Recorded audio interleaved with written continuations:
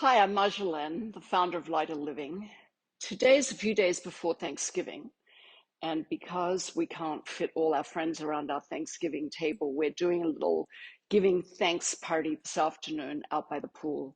So I'm going to share with you what I'm making. We're serving tamales, which will be locally made, with a beautiful green sauce that's very fresh.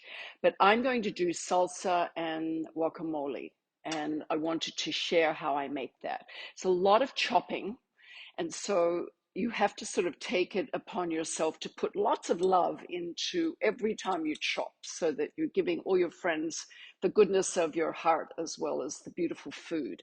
So, what goes into the salsa is basically cucumber, onion, tomato, jalapeno, and cilantro. And of course, there's no real recipe. You just kind of mix it up together.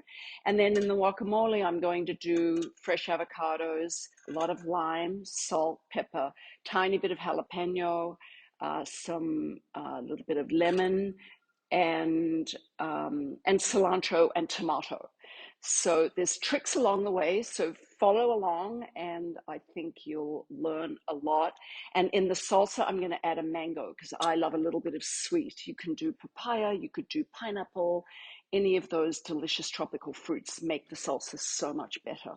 So the idea is to chop everything very finely, but I want to let you know that when I do my cucumber, I always take a slice and I put it on my skin.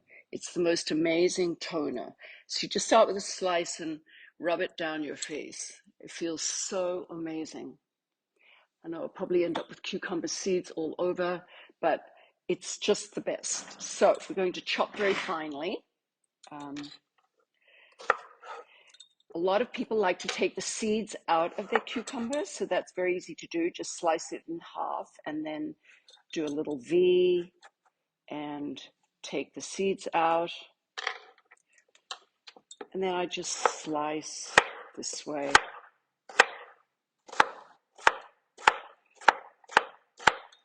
Tomato. Use the most delicious tomatoes you can find. If your store has heirlooms, you'd like, use a beautiful heirloom tomato. These are Romas and they're locally grown. I don't have any in my garden at the moment. So that's finely chopped, tomato in the bowl. I think the more colorful your salsa, the better. Jalapeno, obviously you want to be a little careful with your jalapeno because sometimes they can be very hot. What I might do occasionally is just touch it and then put it in my mouth and get a sense of how spicy it is because you want everyone to be able to eat your salsa. You don't want it to be so hot that it's overwhelming. So tiny little bits on the jalapeno. The seeds add spice and heat, so if you like it spicier, then leave the seeds in. I take mine out usually. I have a friend that makes these delicious jalapeno poppers, which are jalapenos stuffed with cream cheese. They're roasted and then wrapped in bacon. They're absolutely delicious. And he'll do 20 or so really hot ones, leaving the seeds in. They're, of course, the ones that I love. Okay, jalapenos in the bowl. Onion, any kind of onion. As you know, I'm a red onion fan. So kind of going with even amounts. Maybe your onion is a little bit less. You'll see. You can always add. So onion. Cilantro. What we do here in Mexico is we take a bunch, obviously this is just washed, and you just pull the leaves off. So that takes a little bit of time to do. So the stems, I use the stems in my soup, but I try to keep them out of my more delicate dishes like salsa, guacamole. But you need a lot of it. So now, I don't know if you know this, but cilantro is actually a genetic taste. And some people, it tastes like soap. And that's genetically based. So usually if your mother doesn't like it because it tastes soapy, then it's passed down to the children. It's one of the questions that they ask you on 23andMe, for example, along with questions like, does your urine smell after you eat asparagus? Or can you roll your tongue in half? These are genetic things. So I love cilantro. My whole family does. So we add it to everything. And it's a detoxifier. It actually helps to remove heavy metals from your body. So I try to put it in as many dishes as I can. All right, and the whole leaves are very green and beautiful, so the more greenery you add, the better. I'm just going to pop that in. This is a huge bowl, so you're going to begin to see, you just mix it all together, and I'm going to add the juice of half a lemon to start, and then we'll add more as we taste.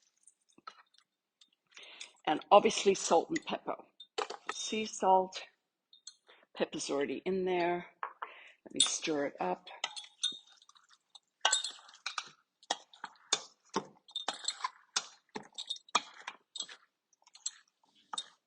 So mango is my most favored tropical fruit, and this actually came off my girlfriend's tree. You'll see the shape. There's very different kinds. You can get very round ones. These are very traditional here on the Baja. And if you look at it, you'll see that there's a flat pip on the inside. So you kind of have to figure out the side of the mango that you're going to cut. So I'm going to go through here and here. The pip is in the center. So let me peel it. This came off her tree yesterday, so the skin is quite thick. So you want to kind of peel it carefully. If you slide your hand on, you can just slide the knife along the edge of the pit. We call them pips in Australia.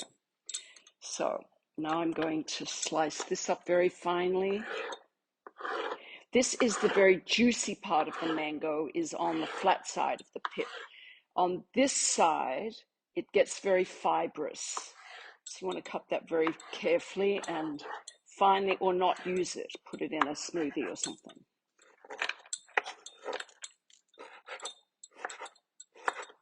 This will be the most delicious salsa. And along with the tamales and green sauce and a salad, I think we've got the perfect menu. And guac, obviously. Okay.